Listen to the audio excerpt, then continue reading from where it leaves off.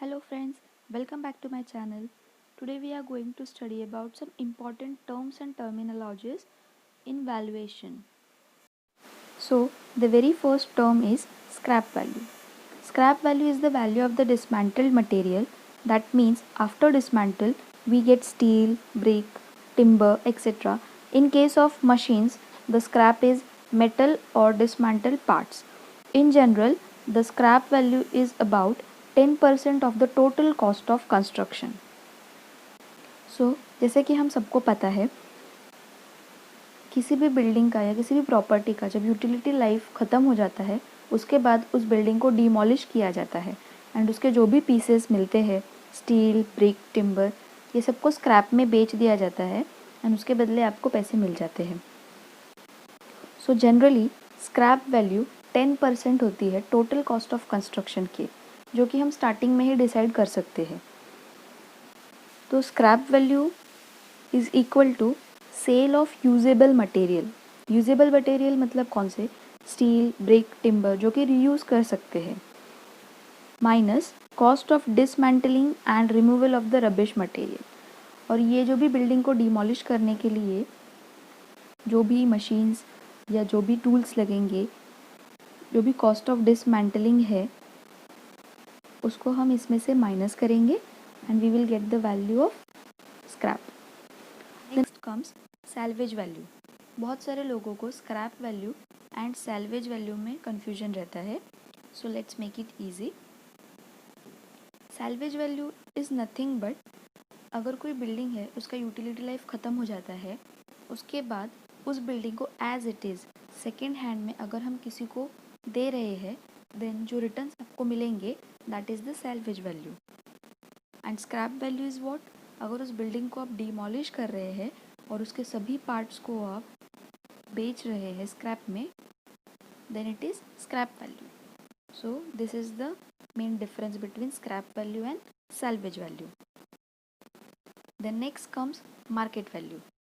The market value of a property is the amount which can be obtained at any particular time from the open market if the property is put for sale.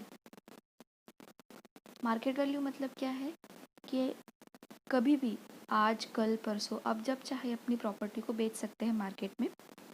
जिस भी दिन आप उसको market में cell कर रहे हैं उस दिन की जो आपको प्रॉपर्टी को वैल्यू मिलेगी उसे मार्केट वैल्यू कहा जाता है.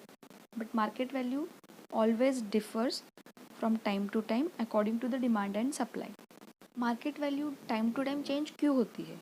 Market value time to time इसलिए चेंज होती है because there are various reasons such as change in industry, change in fashion, means of transport, cost of material and labour, and also development in the surrounding area affects the market value.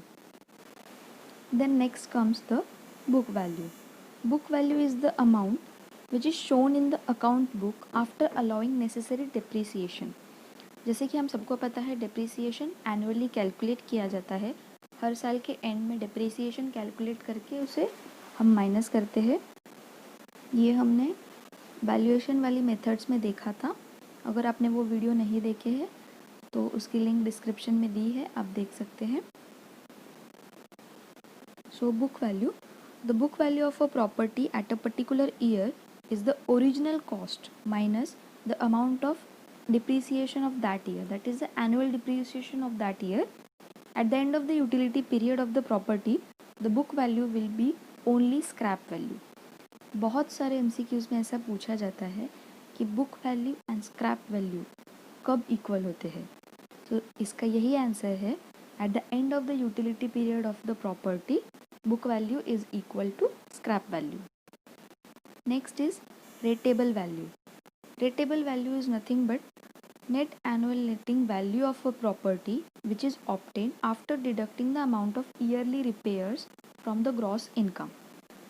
जैसे कि book value में हम हर साल original cost में से annual depreciation को minus करते हैं, उसी तरह रेटेबल वैल्यू में हम हर साल ग्रॉस इनकम में से एनुअल रिपेयर्स एंड मेंटेनेंस का जो भी कॉस्ट है उसको माइनस करते हैं.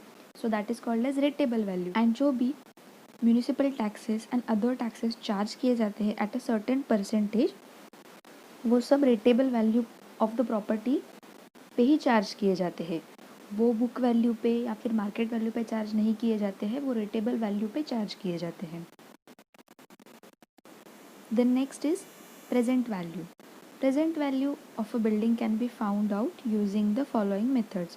प्रेजेंट वैल्यू इज बिल्डिंग का एट प्रेजेंट क्या वैल्यू है वो हम कैलकुलेट करते हैं। So first method is value depending upon the plinth area. So total area जो भी है उसको मल्टीप्लाई किया जाता है प्लिंथ एरिया रेट के साथ। Next value from detailed measurement. Detail measurement of a building जो भी है उसके साथ हम करंट रेट्स को मल्टीप्लाई करते हैं। ये करंट रेट्स कहाँ से आते हैं? ये SOR में से मिलते हैं। SOR stands for schedule of rates. Schedule of rates government provide करती है जो हर साल रिन्यू होते हैं eight the end of March. Third is value from records from measurement book. The value of total construction is found out from the records in the measurement book and the old cost. Old cost means the initial cost of the building. जो भी total construction cost हुआ था that is the old cost, वो हम note करते हैं and उसमें हम मल्टीप्लाई करते हैं इंक्रीजिंग प्राइस इंडेक्स। जितना भी परसेंटेज में इंक्रीज हुआ है वो हम उसका एक इंडेक्स होता है वो हम उसके साथ मल्टीप्लाई कर देते हैं and hence we get the value that is the present value of the building. If you are watching my videos first time, then please like, share and subscribe to my channel. Thank you.